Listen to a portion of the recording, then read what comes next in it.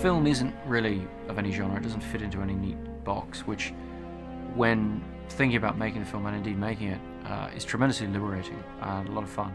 And it was really one of the very attractive qualities to the story. A good illusion works very much like a novel, in that it has a narrative, it has a story.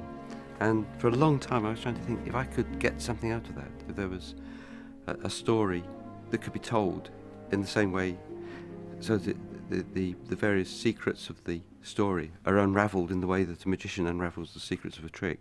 It taps into that same human quality of hope and faith. These things don't make sense. Faith doesn't make sense, but we all want to have faith in something.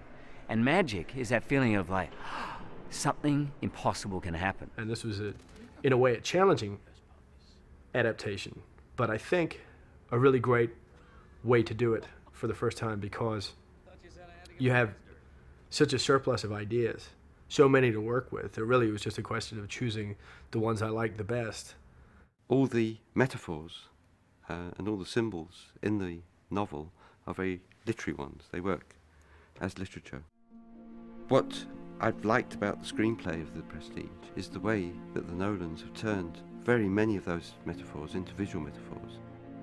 Attempting to emphasize particular props that repeat. I mean, in the case of The Prestige, the birds in cages and the idea of wound up working its way into every aspect of the film. Things that can repeat through the film and find natural repetition and natural cycles to themselves, which you're letting your mind just roll with that imagery and use it where it sees fit.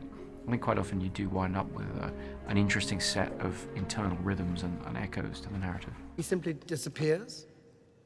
That's not a trick. But he has to come back. There has to be a prestige. Exactly.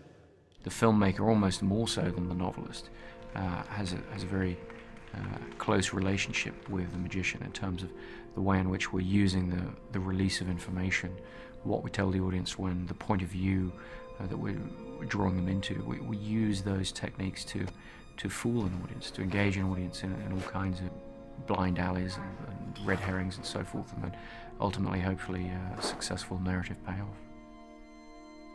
And that's what I think Chris did so well, is in doing a movie about rivalry, happens to be about magicians, and explaining this whole notion of the pledge, the turn, the prestige, of how a magic trick works, and then without really realizing it, the viewers are also being shown an absolute magic trick throughout, and they're being told they're being shown a magic trick, but you don't kind of realize it, or you don't believe it, and then by the time you finish, when I read the script, and again when I saw the movie, I just want to jump straight back in and see it for a second time, because you know that the second time you're seeing it with a whole different perspective.